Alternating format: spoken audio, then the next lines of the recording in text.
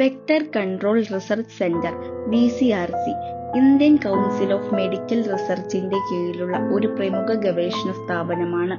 ഇത് പുതുച്ചേരിയിലെ ഇന്ദിരാനഗറിൽ ജിപ്മർ ആശുപത്രിയുടെ എതിർവശത്താണ് സ്ഥിതി ചെയ്യുന്നത്. ഇവിടെയുള്ള ഫൈലേറിയാസിസ് ക്ലിനിക്കിലൂടെ മന്ദരോഗം അഥവാ ഫൈലേറിയൽ ലിംഫെഡിമ ബാധിച്ചവർക്ക് പ്രത്യേക ചികിത്സയും സേവനങ്ങളും നൽകുന്നു. ഇവിടെ ലഭ്യമായ ചികിത്സാ സൗകര്യങ്ങളെയും സേവനങ്ങളെയും കുറിച്ചുള്ള വിവരങ്ങൾ വിവിധ ബോർഡുകളിലായി രേഖപ്പെടുത്തിയിട്ടുള്ളതാണ് നിങ്ങൾ വീഡിയോയിൽ കാണുന്നത്. രോഗികൾക്കും അവരുടെ ബന്ധുക്കൾക്കും സുഹൃത്തുക്കൾക്കും മന്ദരോഗ പരിചരണം എങ്ങനെ ചെയ്യാമെന്ന് വിശദീകരിച്ചു കൊടുക്കുന്നു. കുടുംബാംഗങ്ങളുടെ സഹായത്തോടെ വീട്ടിൽ തന്നെ സമഗ്ര പരിചരണം തുടരാൻ രോഗികൾക്ക് മാർഗനിർദ്ദേശം നൽകുന്നു.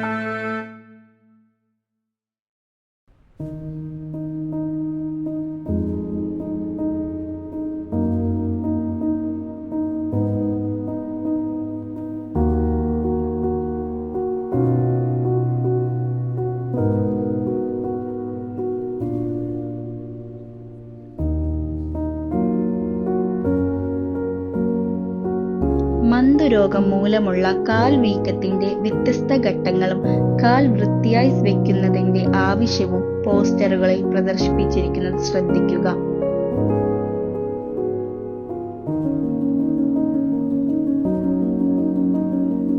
രോഗികളിൽ ഇടയ്ക്കിടെ ഉണ്ടാകുന്ന പനി, കയലവീക്കം, നരമ്പ് ചുവന്ന് തടിക്കുന്നത് എന്നീ ലക്ഷണങ്ങളുടെ വിവിധ ചിത്രങ്ങളും പോസ്റ്ററുകളിൽ കാണാം. കൂടാതെ രോഗികൾക്ക് എളുപ്പത്തിൽ മനസ്സിലാക്കാൻ സാധിക്കുന്ന സ്വയം പരിചരണ രീതികളുടെ വിവിധ ചിത്രങ്ങളും പ്രദർശിപ്പിച്ചിരിക്കുന്നു. ഇതിൽ കാലുകൾ കഴുകുന്നത്, കാലുകൾ തുടച്ചു വൃത്തിയാക്കുന്നത്, ഓയിന്റ്മെന്റ് പുരട്ടുന്നത്, കാലുകൾ ഉയർത്തി വയ്ക്കുന്നത് എന്നിവ ഉൾപ്പെടുന്നു.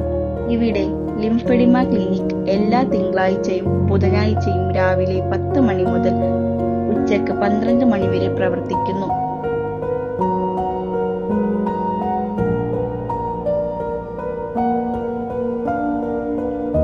ക്ലിനിക്കിലെത്തുന്ന രോഗികളെ രജിസ്ട്രേഷൻ പ്രക്രിയ പൂർത്തിയാക്കിയതിനു ശേഷം സ്റ്റാഫ് നഴ്സ് പ്രാഥമിക പരിശോധനയ്ക്ക് വിധേയമാക്കുന്നു. ഫോട്ടോ അല്ലെങ്കിൽ വീഡിയോ എടുക്കേണ്ടതായി വരുമെങ്കിൽ സമ്മതപത്രം വാങ്ങിക്കുകയും ചെയ്യുന്നു. രജിസ്ട്രേഷൻ പൂർത്തിയാക്കിയതിനു ശേഷം രോഗികളെ മെഡിക്കൽ ഓഫീസർ വിശദമായി പരിശോധിക്കുന്നു.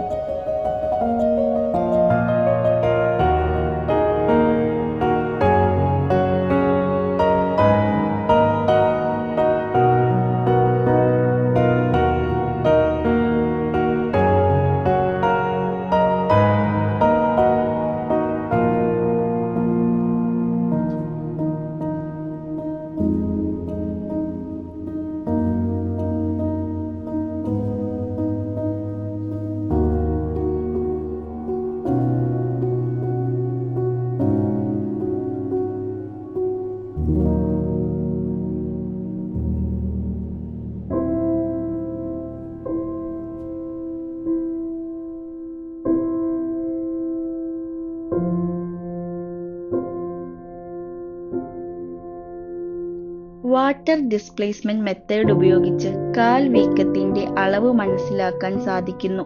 ഇതിനായി രോഗിയുടെ കാലുകൾ ഓരോന്നായി നിശ്ചിത അളവിൽ വെള്ളം നിറച്ച ഒരു ഡ്രമ്മിൽ ഇറക്കി വയ്ക്കുവാൻ ആവശ്യപ്പെടും. ശേഷം ഡ്രമ്മിൽ ഘടിപ്പിച്ചിരിക്കുന്ന ഒരു സ്റ്റാൻഡേർഡ് ട്യൂബ് വഴി ജലത്തിന്റെ നില അളക്കുന്നു. ഇതുവഴി രോഗം ബാധിച്ച കാലിന്റെയും സാധാരണ കാലിന്റെയും വ്യാപ്തത്തിലുള്ള വ്യത്യാസം മനസ്സിലാക്കാൻ സാധിക്കും. കാൽ വീക്കത്തിന്റെ അളവ് മെഷറിംഗ് ടേപ്പ് ഉപയോഗിച്ച് മനസ്സിലാക്കാവുന്നതാണ്. രോഗബാധിത കാലിന്റെയും സാധാരണ കാലിന്റെയും ചുറ്റളവ് മെഷറിംഗ് ടേപ്പ് ഉപയോഗിച്ച് എടുക്കുക. ഇതിനായി നിർദ്ദിഷ്ട സ്ഥലങ്ങളിൽ ചുറ്റളവ് രേഖപ്പെടുത്തുന്നു. ഈ 2 രീതികളും ചികിത്സയ്ക്ക് ശേഷമുള്ള പുരോഗതി വിലയിരുത്താൻ സഹായിക്കുന്നു.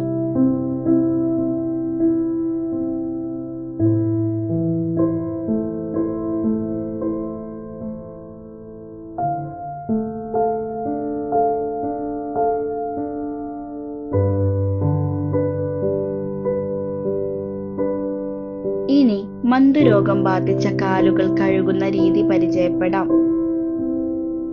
ഇത് വീട്ടുവൈദ്യ പരിപാലനത്തിന്റെ ഭാഗമായാണ് ചെയ്യേണ്ടത്. ആദ്യം ശുദ്ധമായ വെള്ളം ഉപയോഗിച്ച് കാലിന്റെ മുകളിൽ നിന്ന് താഴേക്ക് ഒഴിക്കുക.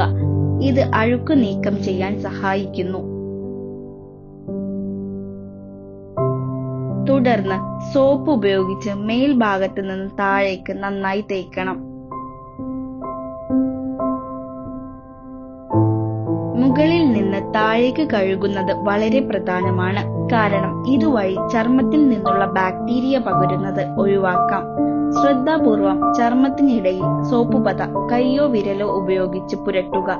കൈവിരലിന്റെ സഹായത്തോടെ കാൽ വിരലുകൾക്കിടയിൽ ശുചിയാക്കാം.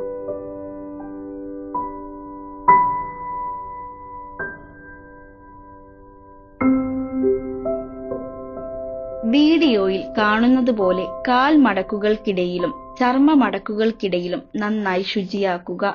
ഈ ഇടങ്ങളിൽ ഹാനികരമായ ബാക്ടീരിയകൾ വളരാൻ സാധ്യതയുണ്ട്.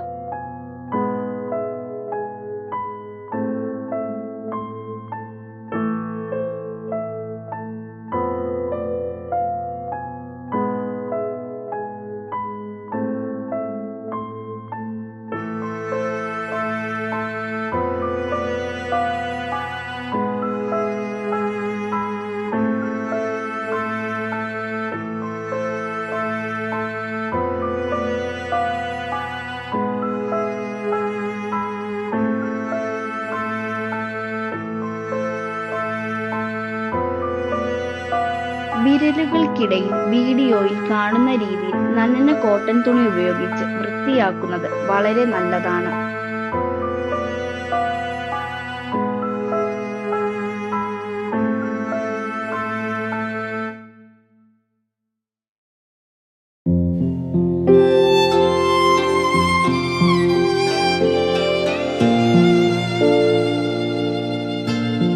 കാലിന്റെ വശങ്ങളും അടിഭാഗവും ശുചിയാക്കുന്നതും പ്രധാനമാണ്.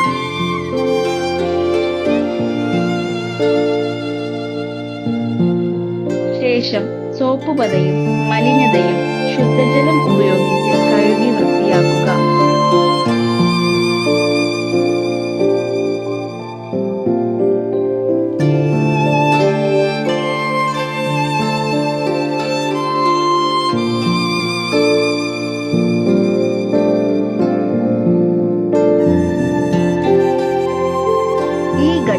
ചർമ്മത്തിലെ ഹാനികരമായ ബാക്ടീരിയ നീക്കം ചെയ്യുന്നതിനാൽ വളരെ പ്രധാനമാണ്.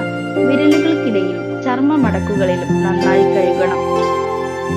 ഇത് ബക്കറ്റിൽ കാൽ ഇറക്കി വച്ച് തന്നെ ചെയ്യണമെന്ന് നിർബന്ധമില്ല. കാൽ വൃത്തിയായ നിലത്ത് വച്ചിട്ടും ചെയ്യാവുന്നതാണ്.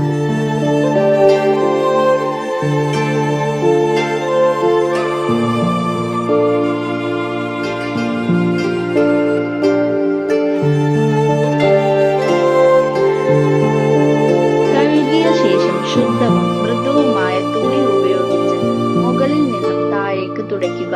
നനവ് നീക്കാൻ മെല്ലെ അമർത്തുക. ചർമ്മ മടക്കുകളിൽ തുണി ഉപയോഗിച്ച് നനവ് നീക്കം ചെയ്യുക.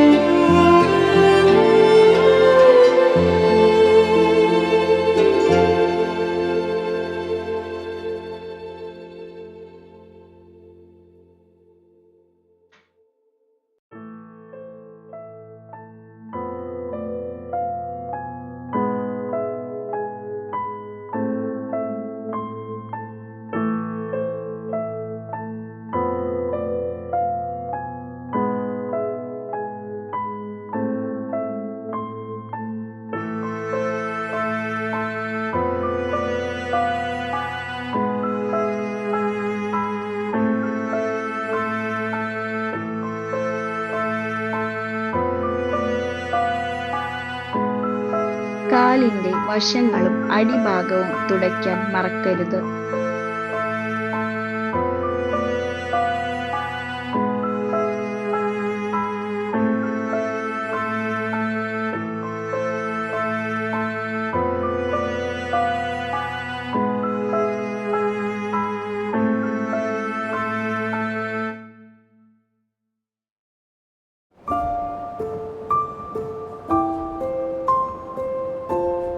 ശേഷം നഖങ്ങൾ സൂക്ഷ്മമായി നെയിൽ കട്ടർ ഉപയോഗിച്ച് ചർമ്മത്തിൽ മുറിവുകൾ ഉണ്ടാക്കാതെ മുറിക്കുക.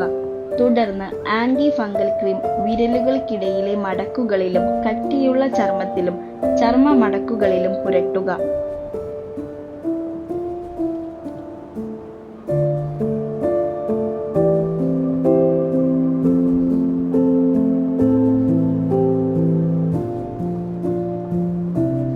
ഇനി നമുക്ക് ലിംഫ് ഡ്രൈനേജ് മെച്ചപ്പെടുത്താൻ ലളിതമായ വ്യായാമങ്ങളെ കുറിച്ച് നോക്കാം. തുടക്കത്തിൽ സ്റ്റാഫ് നഴ്സിന്റെയോ ഫിസിയോതെറാപ്പിസ്റ്റിന്റെയോ മേൽനോട്ടത്തിൽ ചെയ്യുന്നത് ഉത്തമം. നിലത്ത് കിടന്ന് കാലുയർത്തി മുന്നോട്ടും പിന്നോട്ടും നീക്കുക. തുടർന്ന് കാലിനെ ഘടികാര ദിശയിലും വിരുദ്ധ ദിശയിലും തിരിക്കുക. നിലത്ത് നിന്ന് കുതികാൽ ഉയർത്തിയും താഴ്ത്തിയും ചെയ്യുക. ഇത് ലിംഫ് ഡ്രൈനേജ് സജീവമാക്കാൻ സഹായിക്കും. ഇനി നമുക്ക് മസാജ് ചെയ്യുന്നത് എങ്ങനെ എന്ന് നോക്കാം. ലിംഫ് ദ്രവത്തിന്റെ ഒഴുക്ക് വർദ്ധിപ്പിക്കുന്നതിനായി താഴെ നിന്നും മുകളിലേക്ക് മസാജ് ചെയ്യണം. മസാജ് ചെയ്യുന്നത് പേശികളെയും രക്തക്കുഴലുകളെയും ഊർജ്ജസ്വലമാക്കുന്നു.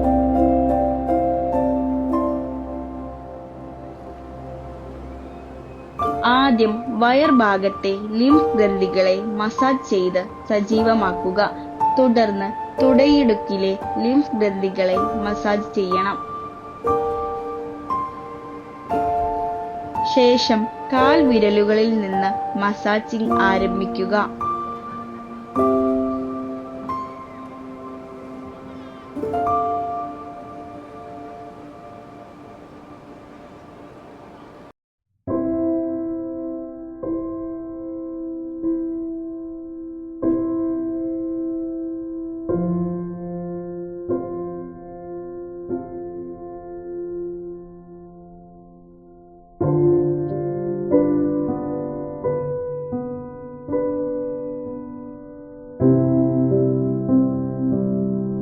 വീഡിയോയിൽ കാണുന്നതുപോലെ കാൽ വിരലുകളിൽ നിന്ന് ആരംഭിച്ച് മേലോട്ട് തടവുക. കാലിൽ നിന്ന് മേലോട്ട് മൃദുവായി മസാജ് ചെയ്യുക. ശേഷം കാലിലൂടെയും തുടയിടക്കു വരെയും ചിട്ടയായ ചലനങ്ങളിലൂടെ മസാജ് ചെയ്യുക. തുടർന്ന് രോഗിയോട് കമന്ന് കിടക്കാൻ പറയുക. താഴെ നിന്ന് മുകളിലേക്ക് പലതവണ മസാജ് ചെയ്യുക. കാലിൽ അടിഞ്ഞുകൂടിയ ലിംഫ് ദ്രവം നീക്കാൻ ഇത് സഹായിക്കുന്നു. വീഡിയോയിൽ കാണുന്നത് പോലെ പല ആവർത്തി ഈ നടപടിക്രമം പൂർത്തിയാക്കുക.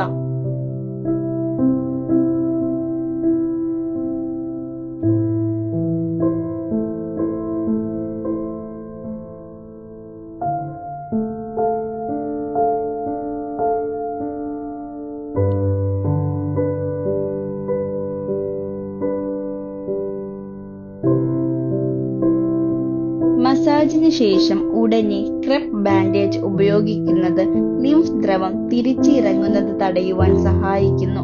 ബാൻഡേജിനു പകരം സ്റ്റോക്കിംഗ്സും ഉപയോഗിക്കാവുന്നതാണ്. പകൽ സമയം മുഴുവൻ ക്രെപ്പ് അല്ലെങ്കിൽ സ്റ്റോക്കിംഗ്സ് ബാൻഡേജ് ഉപയോഗിക്കുന്നത് വളരെ നല്ലതാണ്.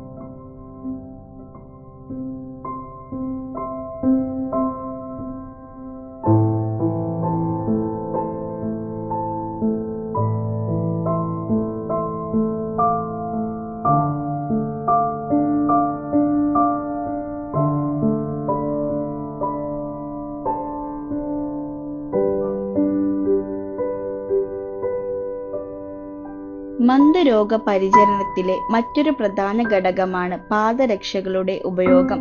രോഗികൾ അവരുടെ കാലുകളുടെ അളവിനനുസരിച്ചുള്ള പാദരക്ഷകൾ ധരിക്കുക. ഇതുവഴി ചർമ്മത്തിൽ ഉണ്ടാകാവുന്ന മുറിവുകൾ ഒഴിവാക്കാൻ സഹായിക്കുന്നു. പാദരക്ഷകൾ ശുചിയായി സൂക്ഷിക്കുന്നത് വളരെ പ്രധാനമാണ്. വിശ്രമിക്കുവാനായി കിടക്കുമ്പോഴും ഉറങ്ങുമ്പോഴും 2 തലയിണകൾ എടുത്ത് വെച്ച് കാലുകൾ ഉയർത്തി വയ്ക്കുക. ഇത് ലിംഫ് ഡ്രൈനേജ് സുഗമമാക്കാൻ സഹായിക്കുന്നു.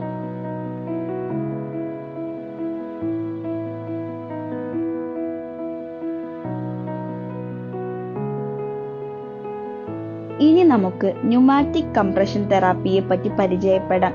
ഇത് ഒരു മെക്കാനിക്കൽ മസാജ് രീതിയാണ്. ഒരു യന്ത്രം ഉപയോഗിച്ച് വായു സമ്മർദ്ദത്തിൽ വ്യത്യാസം വരുത്തി ലിംഫ് ദ്രവം മേലോട്ട് ഒഴുകാൻ സഹായിക്കുന്നു. ഈ ചികിത്സ VCRCയിൽ സൗജന്യമായി നൽകുന്നു. എല്ലാ പ്രവൃത്തി ദിവസങ്ങളിലും ഉച്ചയ്ക്ക് ശേഷം ഈ ചികിത്സ സൗകര്യം ലഭ്യമാണ്. രോഗികൾ മുകളിൽ പറഞ്ഞ പരിചരണ രീതികൾ വീട്ടിൽ തന്നെ സ്വയം ചെയ്യുന്നത് രോഗാവസ്ഥക്ക് ശമനമുണ്ടാക്കുമെന്ന് ഗവേഷണങ്ങളിലൂടെ സ്ഥിരീകരിക്കപ്പെട്ടിട്ടുണ്ട്. എന്നാൽ ഇതിന് കുടുംബാംഗങ്ങളുടെ പിന്തുണ വളരെ അത്യാവശ്യമാണ്.